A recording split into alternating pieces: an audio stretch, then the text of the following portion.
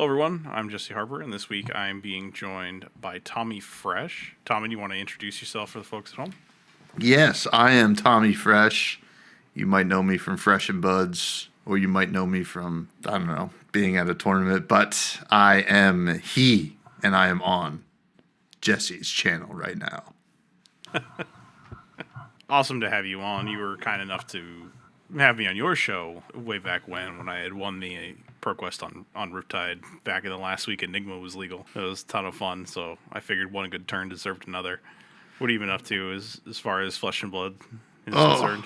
I wish I'd been up to more, honestly, but I'm just been so busy with work. But like every day I jam games on Talishar, and like try out new stuff. And whenever something's like spoiled or becomes legal, I'm like, well, you know what? I gotta stay informed. I gotta play around with it. Like this week, I've been playing a lot of Hala and just kind of figuring out what she's about. And she's interesting. I do like her a lot, but I don't think it's like gonna be taking over my boy Riptide. But that's what I've been up to. I mean, when the hell, like, golly, we're recording this on April 21st. When was ProQuest season? That was like over a month ago now. Took Riptide to my two CC1s, and then I took Fang to one of the, what do you call it, Silver Age ones, and then also I did the KO thing at another Silver Age thing, and lost in the quarters in the mirror, and I had the higher seed, so that was kind of difficult to experience, but I still like Silver Age. I think it's a cool format. That's what I've been up to. Silver Age is an interesting format for sure. I was fortunate enough to queue on my first one, so I never made it to the CC portions of ProQuest. I also do really enjoy Hala. Hala has been a lot of fun looking at, and I do think the deck has legs. Mm-hmm. It's certainly not going to take the place of Riptide in my heart, for sure, but the deck's very interesting, and this is a unique take to the warrior class, I think, that I'm very eager to see how they develop and explore and push further as Mastery Pack Warrior comes out. Yeah, Mastery Pack Warrior is an interesting one because I haven't even talked about that on Fresh and Buds yet, because just like it hadn't really timed up with like who I'd been talking to, because like it's really exciting. Like I'm like an Olympia enjoyer, so like seeing this kind of come to fruition, I'm like, oh, this is pretty cool. I mean, also as a Riptide enjoyer, like, oh, like Warrior getting extra sauce. I mean, like they're Warrior in the meta. Is it time? Yeah, like it just adds a little bit more, like a higher density of good matchups for Riptide. I think like if Warrior gets a little bit better, and I think it's good for the game. I think Warrior is just a great class. So it's been really cool to see like what we've been getting. I'm looking at the spoilers right now, like sharpening sparks, so sick. Now, would this? I guess this would give the Zenith Blade go again on hit, right? This is the red 0 cost warrior attack reaction. The blocks for 3. It says target sword attack gets +2, and when it hits, sharpen this sword. Yeah, I believe it would give go again during the resolution step, because the text on Zenith Blade says go again if it's been sharpened this turn. Yes. So that would be an interesting dynamic. Yeah, that'd be kind of neat, kind of cool. Yeah, it only cares if it's its first attack that it'll get go again. Yeah. So yeah, nice. Yeah, but that's what I've been up to, man. Just jamming a lot of Riptide. I'm doing the fatigue Riptide thing, and it's just like, well, first of all, I play a lot of my games on the treadmill at like the gym, right? So like I walk on like a high incline, and I just jam Talishar games on my phone, and the Riptide ones are like perfect because on the low end they're like 30 minutes, on the high end they're closer to an hour. So like I can either get like 2 like shorter games in, or 1 really long game where I'm like locked in. I gotta like really focus and try to remembrance the correct things and stuff like that. And that's just what I've been doing, man. But I love fatigue Riptide. I love most versions of Riptide. I will say that canonically, I am a aggro / New Horizons hater, but lately I have been using New Horizons myself as a more game plan oriented tool to dodge things like Test of Iron Grip, the sequence of activate the bow, load an arrow, play a pump, load my other arrow, send to the go again attack, send a thing to dodge the Test of Iron Grip discard so that they get less value out of that. Yeah, yeah. I mean, there's a lot of stuff it gets around. I mean, obviously it gets around the brute helmet, the scowling flesh bag, as well. And I guess if you're worried about Liath, you can kind of get around the majestic, but I guess if they know what's up, they can just play it in response to your first thing. But that one's a little different though because it does come back, and they're going down a card, and it's a little different. But essentially, yeah, could still get disrupted. I've been playing a ton of what I like to call hybrid Riptide, where it's mid-range, but then you pivot into a fatigue strategy in certain matchups. I took that to AGE on Saturday down at the Battle Standard in Connecticut. A smaller tournament, only about 20 people, but did manage to find my way into the top 8. More through luck than anything else. I was not expecting top 8 at 3-2, losing rounds 2 and 3, but here we are. Yeah, you sent me that list, and it is really interesting. And I wanted to ask you questions about it. Now I want to ask. So, what I'm looking at, I'm just going to explain what I see. Are you going to put it in the show notes for people to see, or? Yeah, I can bring up the list while we're here. It's not a big deal. So you're kind of seeing this seemingly aggro package, right? You got Bolton Boots, New Horizon, Red Spine Manta, kind of like the big tells here. And then you got a bunch of Red Arrows, Go Agains, Falcon Wing, Bolton Shot. You have the Swift Shot as well. Yep. And then buffs, as well as Return Fire, which is a sick card. And then it's 43 main. And then I looked at your inventory or sideboard. Yeah. It's 31 cards, and it honestly looked like just a bunch of. It looks like a pile of cards that I have on my desk right now. I'm guessing the fatigue plan. You bring in more of these traps, and you try to take the bait and pendulum trap and stuff like that. Yep. So as you see, it's 43 main board, so obviously 17 in every matchup. But then the matches where you're truly trying to fatigue, you just bring in everything from the sideboard and you just play the full 72 legal cards. But then there will be some instances where you don't play the full 72 and you just need the extra density so you yourself don't get fatigued, and you're just playing things like the Ripple Aways because they get extra equity into the decks that are making these types of tokens, like into Vinset. Sometimes they get equity into Victor. But you're probably playing 72 into Victor because that deck can fatigue you if they don't just kill you first. And then the Take the Bait and the Remembrance are part of the anti-fatigue strategy. Basically, you need to resolve Take the Bait twice over the course of the fatigue game. First, Take the Bait usually has to get a Pendulum Trap or has to get a Battering Bolt. Depends on what type of fatigue deck you're playing into. If you're playing into a fatigue deck that has a ton of defense reactions, the first one gets the Battering Bolt. Mm-hmm. The second one gets the Spike Bit Trap. Gotcha. If it's more like Victor or Fatigue Pleiades, the Take the Bait gets Pendulum Trap first, and then the second one gets Spike Bit Trap. Gotcha. Yeah, currently I am, and obviously, we didn't even mention that Dreadbore is in the sideboard for certain matchups. Right. This is for, the high D-React decks. I mean, how many decks do you bring in Dreadbore? Because I'm a big Dreadbore lover, as you know. Oh, I'm a Dreadbore believer. Yeah. So the thing about Dreadbore is it's very relevant depending on the format, and as the format changes, the relevance of Dreadbore goes up and down, which is why it's not the only bow that I play. So we're currently in a format where it's very open. There's a lot of decks that are viable and playable, and when that happens, typically you see cards like Fate Foreseen, Sink Below, Shelter from the Storm. All those cards increase in their play rate. So you play Dreadbore to target the decks that are playing those in higher number. And then the main bow, the part of the reason I'm playing the New Horizons package is the Red Spine Manta. Mm-hmm. So this is the default bow that you play in everything that you're not expecting a bunch of defense reactions. Interesting. Now, I mean, like the day you top aided, right, with this, like what was the split? What was the split? How often were you playing Red Spine? How often were you playing Dreadbore?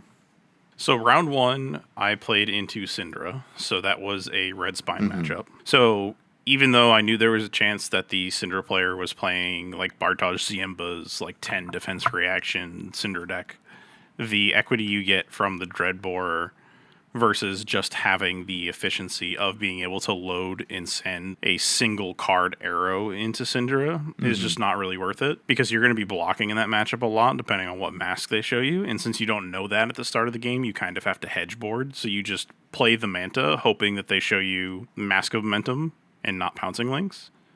If they show you Massive Momentum, you're probably going to be able to win that game because you're going to be able to block more efficiently and still be able to bring their life total down with you. Yeah. And then round 2 was Dash.io.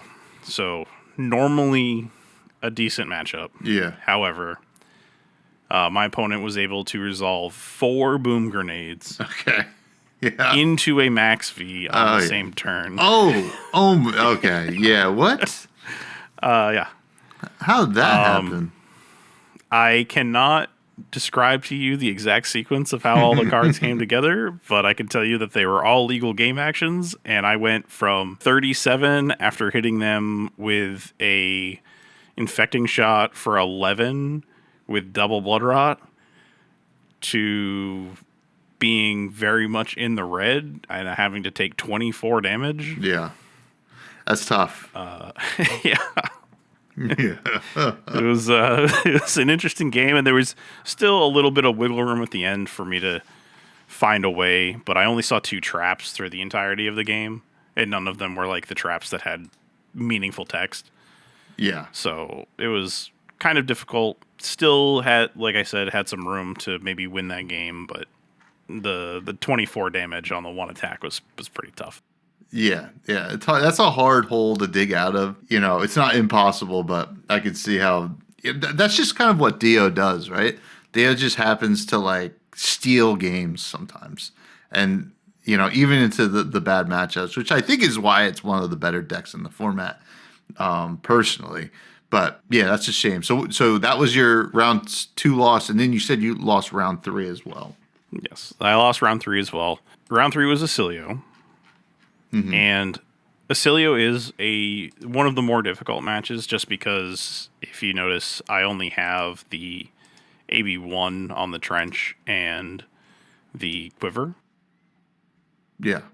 So there isn't a ton of actual arcane prevention in the deck, even though we do have a lot of these blues. The list is just kind of tight. You're resigned into just trying to race them, so you're bringing in all your pumps, your remorseless, your arrows, only the traps that really matter. Take the bait so that on certain turns they can't activate their hero power and try to send shocks at you. They have to do it like face up in response to the take the bait. Mm-hmm. Now, I haven't sat here and crunched the numbers on it. This game kind of played out in a way that didn't feel very typical of my Acilio matchups in the past, where they found a shock of some kind in addition to an arcane spell every turn of the game for 5 turns. Oof. And they were able to amp the arcane spell to essentially 8+ every turn of the game. Mm. And I was just kind of like, okay, well, this is weird. I got them to 18, and then from there, I wasn't really able to play the game anymore because I got hit with a 10 power mind warp, and that's where the game started to kind of fall apart. Felt like they drew the upper end of their deck. Not really sure if that was truly the upper end or the upper percentage of their deck, or I maybe drew into some of the lower percent of mine. But that game did feel a little atypical. Normally, I expect life thresholds to be a little lower before one of us is dead, but is what it is. Ended up losing. Round 4, I played into Hala. Oh, I guess it was legal. It was And legal. that was probably a really good matchup. It is a really good matchup for us. My hollow opponent decided to not do the thing where they only send the Zenith Blade for 3 and not turn on any of our traps. I boarded all 72 cards Okay, yeah. because I was expecting this for them to try to do this thing. They did not do it. I went, oh, then I don't think there's a way that I can lose this matchup if they continue to turn on every single card in my deck. Yeah, that's tough because like there's so much face upness with Zenith Blade. Yeah. You know, that other warriors don't really like deal with as much, right? So like, you know, you can like some warriors can like fake out your D-React because they'll be like, okay, yeah, pass. I don't need to do anything else. And then you're like, oh well, I can't take this damage, and you got to play the D-React, and then they're like, all right, now it's safe to play whatever attack reaction. But yeah, Yeah, in the big one too is because I am running the pendulum traps in the list. If you play any attack reactions at all, or activate your chest, or do any of those things, there's a chance for me to turn the fatigue game back around on you. And Yeah. you'll run out of cards before I do. that's interesting. And then round 5. Round 5 was Ira. Okay, all right, probably another decent matchup. Ira is very favored for Yeah. Riptide, or at least this version of Riptide. I think if you're playing the aggro variant, Ira gets a lot harder. Yes. If you're playing the mid-range or fatigue variants, Ira's pretty easy for you because it turns on all your traps. You still get to send good damage. You get to block, keep your life total high. Riptide has the ability of being one of the few decks in the game that can actually fight your way out of Kodachi lock. Yeah. Just from a paper standpoint, you're kind of favored. Nice. And then you get to the top 8, and then what happens? I fight Fatigue Pleiades. Oh man. That's a brutal deck. Yeah, and right away it started pretty rough. They start with a Peck Perfect, and in this matchup, the life total matters a lot less than the deck damage. And if I block the damage, then I'm losing 6 cards out of my deck. Yeah. Realistically. And if we scroll back down to what I mentioned earlier about the Remembrance and the Take the Bait, they're one-ofs. So if I lose 6 cards, and in those 6 cards, either one of these is in those 6 cards, it is really hard for me to work my way back into the game. It's almost like I have to take the 9 on turn 0, or I have to just block with a card and go from there. So that's what I did. I blocked with a card. I lost something arbitrary that didn't matter. I took 6 on turn 0, which didn't feel good. And then they got to resolve Peck Perfect 5 times across the course of the game. Oh. Because they kept putting it back on top of the deck with, up on a pedestal and things like that. There were still probably some outs for me to win that game if I were able to keep my life total a little higher. Peck Perfect being worth so much deck damage is just... That card's very strong. Yes. And towards the end, when I finally remembranced back my Take the Bait, I then drew Take the Bait and Spike Pit Trap in the same hand. Okay. Yeah. And I was like, these aren't supposed to be in the same hand together. Uh-huh. This is really awkward. Now I can't do the thing. So I had to pitch the Spike Pit Trap and then play the Take the Bait, and then the Take the Bait got ripple awayed. And I was like, oh, no. Oh, no. So it's just like a series of unfortunate events. So the match is already really hard, and I probably wasn't going to win anyway, but it was just like the icing on top, you know? Yeah. That is brutal. That is brutal. I mean, like, you know, I've been playing this fatigue version of Riptide like straight up for a while now, and just like, golly, it's so close into those games, into those Guardian games, because it's just, you can really get them sometimes. Like, if your deck damage goes one way early, you're off to the races. Because like, it's kind of interesting, right? Because with Riptide, if the Guardian player or the other like control players is cognizant of deck damage, they might take more damage. But the problem is, if we can set up the incremental kind of trap damage, things start to spiral out of control, and all of a sudden, like, the E-Strike for 7 is lethal, and like they're like, uh-oh, like we gotta do something. So sorry it didn't go your way. Acilio's brutal. I think in general, for Riptide. Going into ProQuest season, I had like like an arcane plan because Verdance was still legal and Acilio was running around, and I quickly realized it didn't matter. I was going to just lose to it anyway. And Acilio, it made it a little bit better, but I ended up just taking out all of the arcane stuff except for Trench, and it was like whatever. God, I need at least one arcane barrier. But this is what I'm doing. I'm just sending deck damage, playing all the traps. No pendulum trap though. Although, you know what I kind of wished, Jesse, was that they did ban Remembrance so that I can totally go in on the take the bait pendulum trap combination. Because I like every time I'm like I want to play pendulum trap, maybe some more take the bait, and then I'm like I kind of need these remembrances. But the real spice here in this deck is the one of Cutting Retort.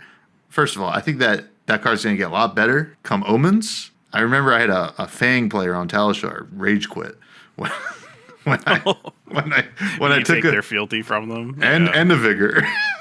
Oh, I was like, here's a nice 2 for 6, and you are completely disrupted. But yeah, I love this card. It's just like a one of. It's just more cheeky. Certain matchups that it's good into, like Riptide's already good into, but like I think when I threw it in there, I was a little bit more scared of Vincets.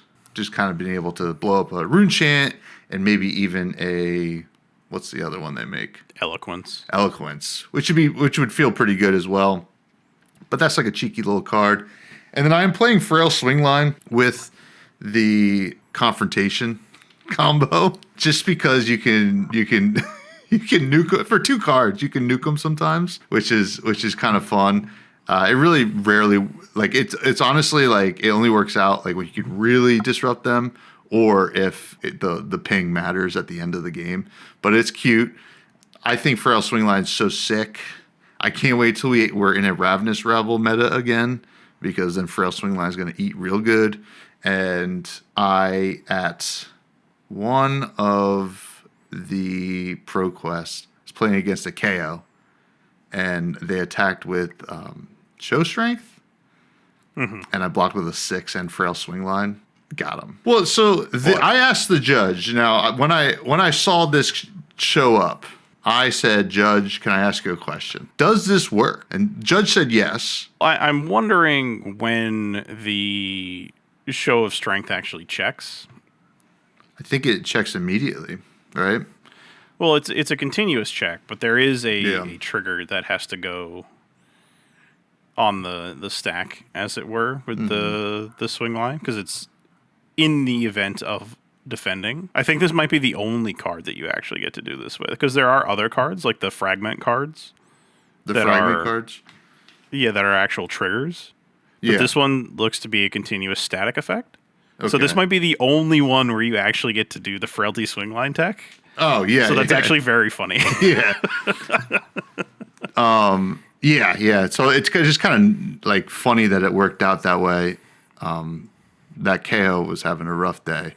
But I think he ended up top 8ing anyway. But against me, he was like, I had the collapsing trap at the right time. I had that, and he's like, like, how does this keep happening to me? But it was cool.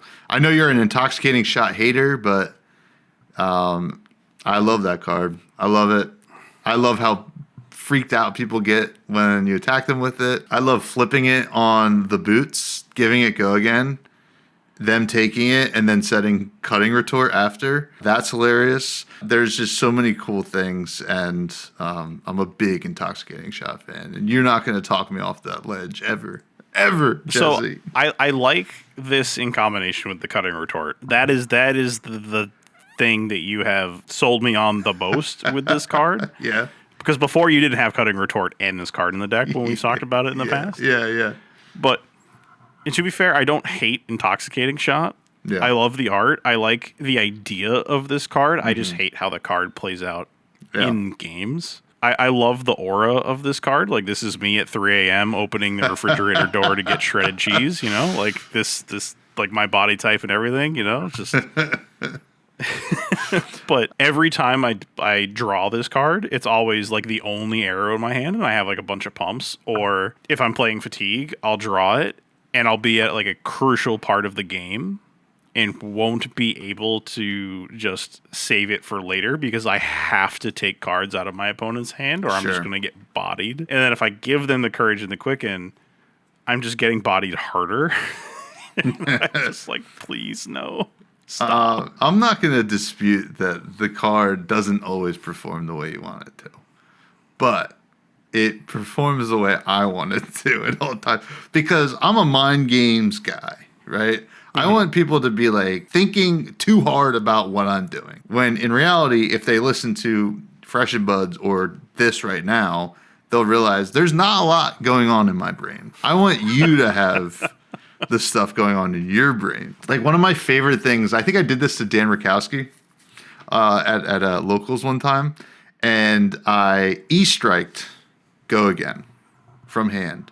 Load the third card, and like he had like a D-React in Arsenal, and I'm playing Dreadbore, so he's thinking maybe he's like, oh, I better save this D-React. So he like maybe took like 2 from the E-strike, but didn't use the D-React, and then I flipped plan for the worst, and it was like this is not an attack, and now that D-React's stuck in Arsenal, man, and it's gonna be destroyed.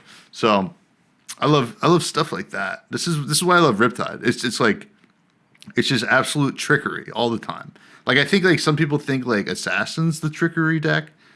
I don't know. I think Riptide's a little trickier. In my opinion, Riptide is the assassin of Rangers. Yeah, that makes sense.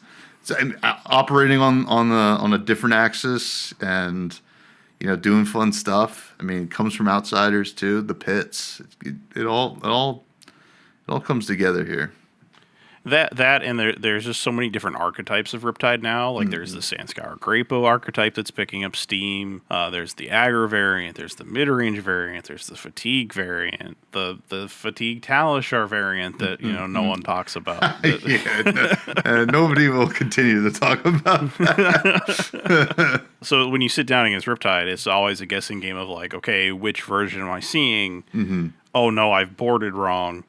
Oh, I got the version correct, but oh no, I've boarded wrong because they presented a different bow and I was expecting this bow, and there's just a bunch of layers to it. So I really like Riptide as like one of the anti-meta heroes. And like I'll be honest, my locals know to expect me on like the fatigue Riptide, but like every once in a while, I'll bring like just like straight up juicy gas aggro Riptide to just throw them off. Like, oh no. So you gotta meta the meta sometimes. Yeah, my locals just pretty much always expect me to play Riptide at this point, and it's more of a surprise when I'm not on it. And they just go, "What? You're not on Riptide?" And I go, "No, I wasn't emotionally prepared for this situation." All right, so I got a question for you. Sure. I know this is your show, but I'm asking you a Ask question. away, brother.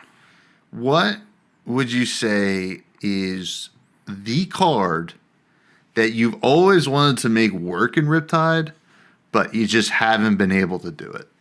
I don't know about me, but I would say the card the community wants to work in Riptide is Chain Reaction. Oh, sure. But I just don't think that there's enough currently supporting Chain Reaction as a card to really get there. The best quote-unquote use case would be like Chain Reaction, activate Tunic, 3 of a kind, draw the thing, go into your turn with a large hand. Yeah, I think that I had some success Chain Reactioning Plans for the Worst. That was pretty sick. Especially in some aggro matchups. I did have some pretty fun interactions. I wouldn't say great, but like Chain Reaction into Codex of Bloodrot always felt kind of cool too. That felt like the best codex to do it.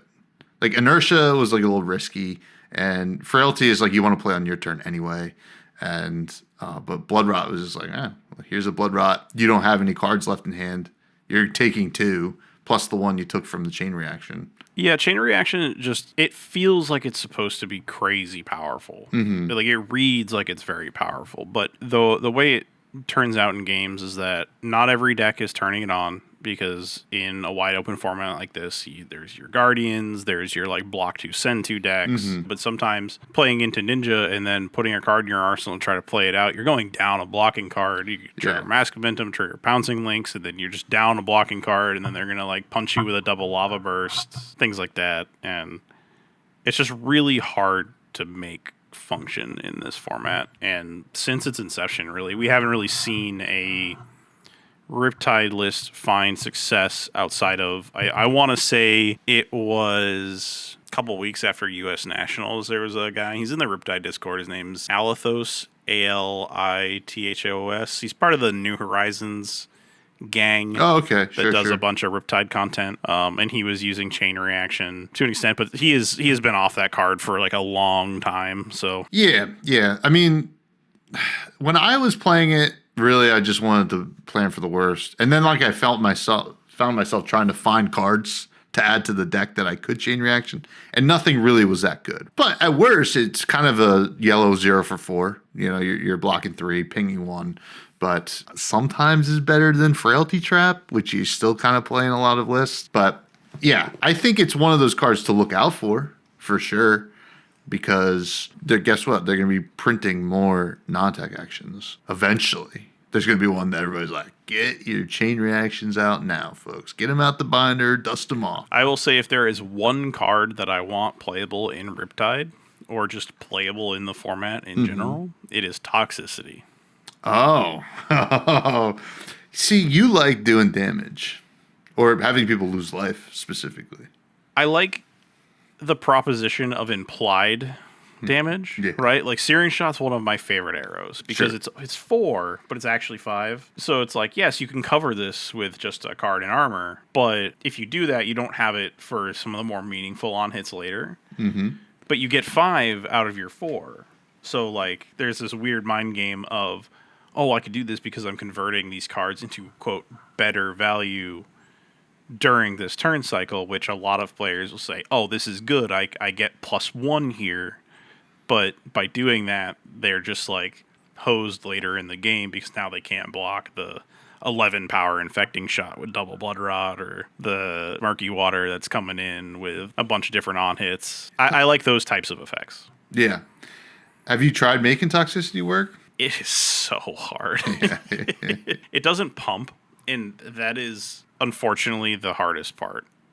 You have to pair it specifically with Stone Rain or Murky Water with your Dominate turn. So it's like pop gloves, put the Dominate card in there, and then you have to have another pump because most decks in the format have enough armor where they can just go, I'll put one card in front, throw armor in there, and then nice Toxicity, bro. Didn't really do anything. But I would love to play me some Toxicity. I have the play set of like all the promos, the reds, yellows, and blues. I would love for this card to be playable. And the art's sick. Yeah. It is such a cool card. And it always just kind of felt better when the evasion was there, I guess, which, like, you know, we can get some of that in Riptide, but it wasn't like at the level of Azalea. But even then, like, Azalea just would rather just play a pump. The card I've jammed into quite a few Riptide decks, but Standing Order is a card I love. Oh, yeah. That's an oldie but a goodie. Yeah. It's just like every once in a while I'll come back to it. I'm like, golly, you know what? This card like is pretty sick. Clears your arsenal if you need it.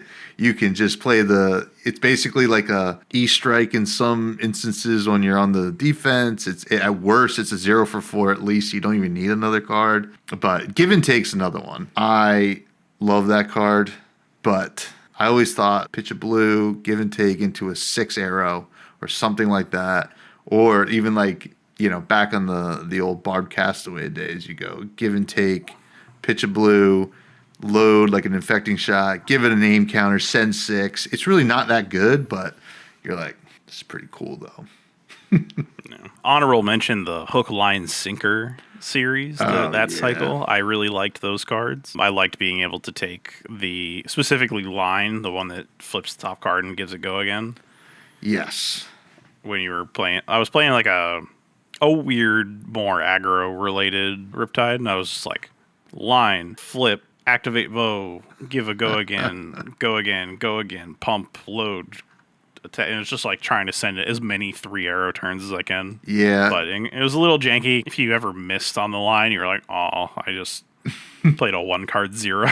Yeah. It is such a cool series. Like I remember there was a really coal skullbone cross wrap list going around when those were first spoiled. People were like trying to mess around with that. That's another headpiece that like I love so much, and I wish like every once in a while I'm like, golly, it's like I don't need 2 block on my helmet and Riptide. I want to opt. I want to know my feature. Yeah, I just want to like, oh, something cool on top, something bad on top, throw it on the bottom. Opting's so good.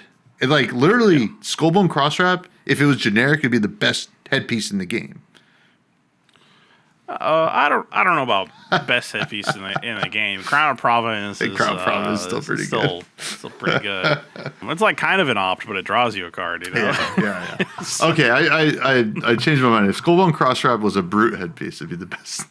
The best headpiece in the game. We'll have to get Eugene on the line for that one. Oh my god, Flushbag is a little crazy. Yeah, Flushbag is crazy. Another card I always would put in my list a lot early, like Outsiders days, was Virulent Touch, just as like a codex target. Always felt kind of cool at the end of the game. It's just like, why did it have to block for 2? Yeah, those cards just never really interest me. Like I like the idea. It's like you can kind of see the design pathway of, let's make these cards that are like arrows but not actually arrows, and how they've led into the design space of now we have Kiss of Death. Yeah. I would like to see maybe a attack action arrow or an attack action trap, and that was something I was talking with Noah Bagelman about before Compendium of Wraith got released, and I was like, the one thing I think Riptide really needs is proactive traps, and they kind of did that with the non-attack action traps. I do love those. They're very good. Yeah. But I would like to see like an attack action trap. But we'll see where they decide to take Riptide in the future. Enough about Riptide. Yeah. Let's move on. Let's move on. What are your plans for Fresh and Buds in the future there, Mr. Thomas? Ooh. I was actually just talking to Lady Fresh about this tonight. So in August will be 5 years of Fresh and Buds. Wow. Weekly. Haven't missed a week so far. Knock on wood. I don't know. I'll have to check. I think this means I'm the longest running weekly podcast, because I don't know if Arsenal Pass missed some time when Brendan left, but I would have to double check that. Attack Action Podcast is the longest running podcast in Flesh and Blood. Yeah. Everybody knows that because they're the best. And America's podcast. No, yeah. Well, they earned the title, back in the day. Oh yeah. So I love doing the podcast. It's one of I'm very proud of it. But after 5 years of chasing down guests and doing this, it does get a little when other life, like outside of Flesh and Blood, is tough. It becomes really hard, right? Like, I'm sure in the past, 6 months, people have noticed there have been some more solo episodes, which I do love doing too, because I get to kind of just be myself and be silly. But even with the set reviews I used to do with Bill stepped away from the game. I just decided to do that solo because it just works better on my schedule. And I still like to talk about every card in the new sets, right? Like, it's just something I enjoyed in the Magic podcast I used to listen to before I quit that game, and it's something I think that other people do enjoy listening to. So, all that being said, coming up in 5 years, I think I want to make some changes, right? Once 5 years hits. I don't know exactly what that is. I've toyed with the idea of getting a somewhat permanent co-host. I've toyed with an idea of just kind of changing the format. Either way, I don't think it's going anywhere. So those are my plans, my hopes, my aspirations. I would like to do more streaming on the channel if I get the time, if I get more on a rhythm, because that would be the nice thing about getting a somewhat permanent co-host, because then you can kind of lock in a day. Because now, as it stands, it's when's my guest available? What time zone are they in? they're in Australia. I have to do that math on, on like what time it is for them. And then like I also have to like, luckily I have a pretty flexible job, but I still have to do my job. Like if I wake up at like 6 in the morning to do a podcast, I still have to go to work after. It can be tough. So I'm kind of toying with all that. But like if I get on a more consistent schedule, maybe one or just two people or something like that, I think that we'll have a better headspace. I'll also be able to go to more like armories and stuff like that because that's just like kind of out the window right now. It's just like my local armory's on like a Saturday, and like that's usually when I spend time with my wife or whatever. And with the podcasts, I could record any day of the week sometimes, and like you never know, and that's just how it goes. So those are my plans. Okay. We will see what happens with them because it's April right now. We're not quite at August, but the plan is to keep the ship steady until then, and then perhaps huge changes, big changes. Ideally, I would love to get James White on the show at some point, but he keeps saying no. So I think he keeps saying no. Oh no. Well, it's not like saying no. It's more like, too busy, et cetera, et cetera. But you just have to you'll have to catch him at one of the big events like Arsenal Pass did recently. You just have to walk up to him with one of those like mobile microphones and a camera and be like, James, what do you think of it's just like yeah, that Channel might 5 Action News, yeah, because he wasn't at Philadelphia, right? No, he was not at Philly. Yeah, that would have been the last time I would have been able to see him. We'll see if he's. I mean, I guess I don't think I'm going to go into Vegas, but I'll be in Minneapolis. But he won't be there, obviously, because that's a little too small. I would expect him to be at Vegas. But yeah, who knows? Yeah, you never know. I mean, he's a busy guy. He's got a family too, and I respect and traveling it. all over around the world, running a business and everything else is crazy work, right? Yeah. But those are the plans. I don't know. We'll see. I'm glad to hear you're not hanging it up and you're keeping the lights on and the mic's hot. Yes. That's the plan anyway. So, what new hero is winning Pro Tour Vegas? Oh. New hero. It's not Hala, unfortunately. Doesn't believe. I mean, listen. Okay. Here's the thing. If somehow Josh Lau, cracks into Hala, I think that there's a real chance that we see Hala in the top 8. I don't know if it's winning, right? Because it's mixed format, right? So there's some limited in there. So there's things can go Hala's way. Do decent enough in CC and then like really kill it in draft. But I think out of the Omens heroes, I don't want Aurora to be good. if that makes sense. Like, yeah. You lost Aurora and you get it back in a year, right? Here you go. Mm-hmm. She can't be as good, right? And like, I don't even think the original Aurora was overpowered. I think just very popular and very solid, right? And just like racked up points.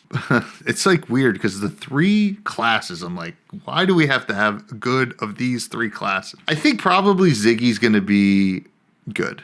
We're yet to be proven wrong on an illusionist. Like I feel like even I was like down on Enigma when it's like, it's gonna be fine. Ward's whatever. Vincent's gonna just kill Enigma all the time, and then just like, Enigma's great. Even like new Prism, like initially sucked, but like that hero ability is great. And then the Arclight Loop thing. Yeah, Arclight Loop. So it's like I would love for Ziggy to be bad out the gates, but I mean, it's like if time has told us anything, that's not going to happen. But I think Ziggy probably has the best chance. Like Acilio seems to have, or Bro Cilio or Swole Cilio. I don't know what the consensus is yet. I've seen some chat about it. I think is going to be good. I think they're worried. I think they're like, based on what they were banning, I think they're worried about some stuff. So Ziggy's the one that's going to win the Pro Tour. That was a long way to answer a really simple question. Interesting. Okay. All right. What do you think? Nationals will be won by Ziggy, but come Pro Tour Vegas, Vegas is going to suffer some sudden onset scoliosis and be taken by storm, as it were. So Scoliosis. That's wild. I Yeah. feel like being an effective 4.5 intellect hero is probably pretty strong in having access to a lot of the same cards that current Acilio does, even if you're not amping 10. Yeah. I feel like there's something there, and if the cards are strong enough to warrant a draft weapon ban, then I have some faith that there is a real deck there. Those will probably take some time to solve, just like the first Acilio did. Yeah. Yeah. So I wouldn't be surprised. I mean, Wizard's good. Like all three, it's like if either of them or any of them won, I'd be like, okay, yeah, lightning tied to three of the best classes in the game. You know? So I think that's going to do it for us. Do you have anything you want to plug? Tell the folks at home where to find you, socials, all that good stuff. yeah. Well, first, thank you for having me on, Jesse. I really appreciate it. Always fun chatting with you, my friend. Thank you for joining. Of course, I'll see you in Minneapolis. Absolutely. Sick. I'm just calling. I'm a calling gamer. I did not qualify for Nats, but I will also be joining you. okay, cool. But I'm excited. You know, I don't get to play as much out in the real world as much anymore, but like getting out to those big events is like a lot of fun. You can find me on Blue Sky at Fresh Buds Pod. I have a podcast called Fresh and Buds, as we already mentioned. It's on all platforms for audio, and then it is on YouTube. The YouTube, you know, I do some other stuff on there as well. Recently, you tuned in. I did a Table and Legs a Tome Shapeshifter draft, which was fun. That was crazy. I did the Iris of Reality chain, which was pretty cool. And I also have another podcast called Fresh Juice, where I talk about indie games with my cousin every week. Yeah, that's pretty much it. You can also, you know, if you're at an event, see me. You can give me a noogie or something like that. Say hey. Yeah, I'll be sure to give you a noogie next time I see you. That's going to be it from us. Thank you, everybody. If you made it this far, hit the like, subscribe, and the bell icon down at the bottom, and I'll see you next week.